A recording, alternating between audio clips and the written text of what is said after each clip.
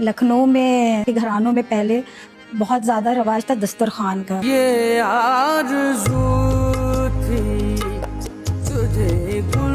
दस्तरखान का जहाँ तक ताल्लुक है तो बेटा वो येलो कलर का एक कपड़ा, तो उसको हम नहीं कहेंगे, हम लोग उसको तहजीब और बरकत कहते थे कि वो एक तहजीब है, उस पर बरकत है।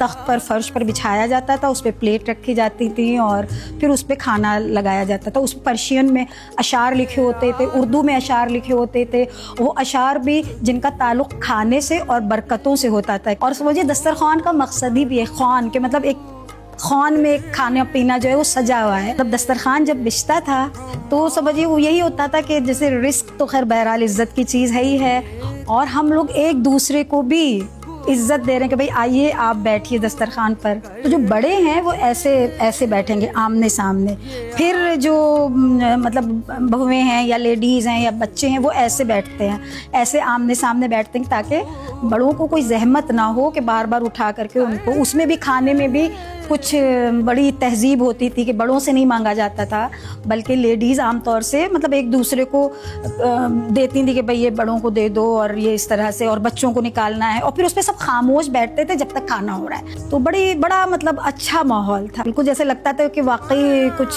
जन्नत से मनोसलवा आया है जो बिछाया गया है, जो हम लोगों के सामने रखा और हम लोग खा रहे हैं।